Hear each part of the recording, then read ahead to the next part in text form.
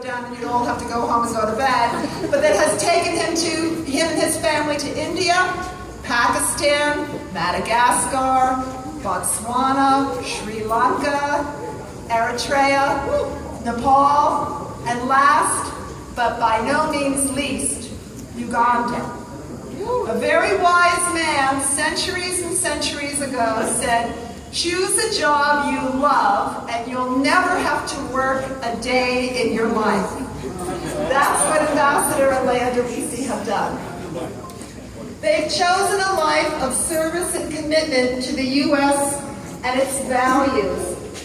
And they have exemplified and modeled those values and those principles in both their public and private lives, their professional lives and their private lives, in countries all over the world, and in careers that have won them the respect of their colleagues, the friendship of their hosts, and the long-lasting affection and high regard of their employees. But now we have to say goodbye for the last time to Ambassador and Leah DeLisi as they go home to their family.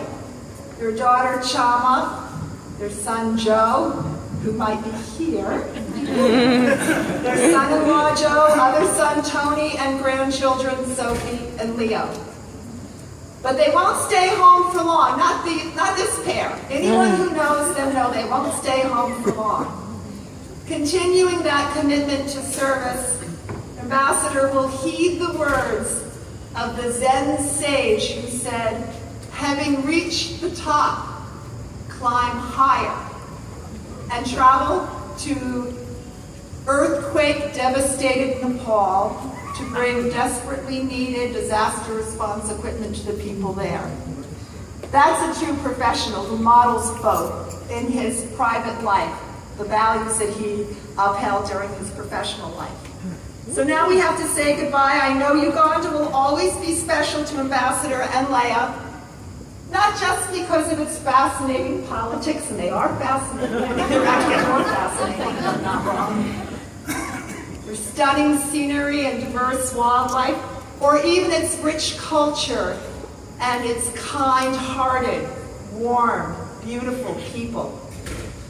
Uganda will also be special because it's the last goodbye, and we always save the best for last.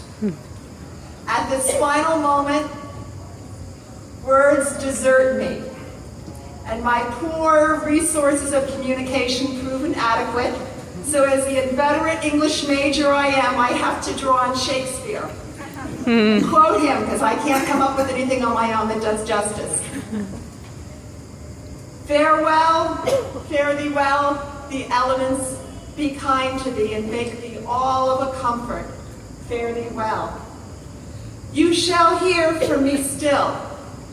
The time shall not outgo my thinking on you. Fare thee well. Let all the number of the stars give light to thy fair way. Farewell. Ambassador DeLisi.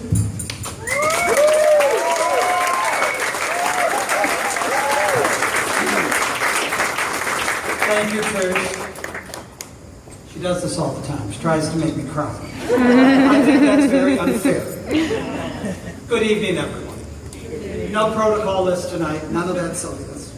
I don't have to do that anymore. How about that? Right up. Now, I know a few of you were peeking as I came up here and thought, oh my God, not another speech. Waiting to see me pull it out of the inner pocket of my jacket. But there is no prepared speech tonight.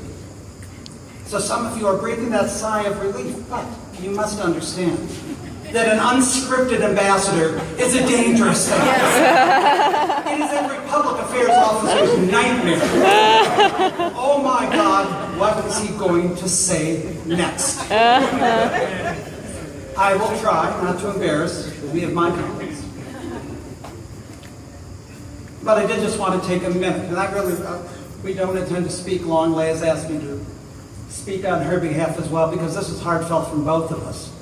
As we debated whether we even wanted to do a farewell, because they are difficult sometimes. They can be wrenching as you prepare to shift gears and leave behind people that you care about deeply, that you've worked with as partners and friends over the span of time. But we said, no, we're going to do one. But I will tell you that as the guest list was presented to me, I had a very simple rule, and my colleagues suffered from it a little bit. I would look at that list and I'd say, if I can't put a face next to that name, they're not coming. Every one of you who is here tonight is someone that Leah and I know personally, that we have spent time with, who have one way or the other enriched our lives, enriched our experience here, made us better, brought us pleasure and joy, worked with us. And this includes everyone from the exalted excellencies, of whom there are a number, and I thank you for your partnership and your collegiality over the past 3 years, to our Peace Corps volunteers, to colleagues from the LGBT community, to the gentleman who has walked our 4 dogs and trained them, and has made our life much, much better. You've kept us healthy. You've kept us happy. At times you've kept us fed. You've done wonderful things to make our lives better. So we wanted to just ask you to come here tonight on behalf of both of us to say thank you. Thank you for the friendship, for the partnership, and for sharing this wonderful experience that we all have been part of and that we all are committed to. So, as we prepare to leave, and we're leaving 1 week's time, maybe we'll run into a few of you again in this next week. I hope we're going to run into most of you somewhere along the way. And that's the joy of today's world. We stay in touch, we stay communicating. But a few weeks ago at my residence, we did an event. And I was telling folks, we were talking a little bit. We were talking about the nature of the speech when we do our prepared speeches. And what we said is there's always an ask. Somewhere hidden in that speech, there's always that one thing we want you to do, we want you to remember, that one message we want you to take away.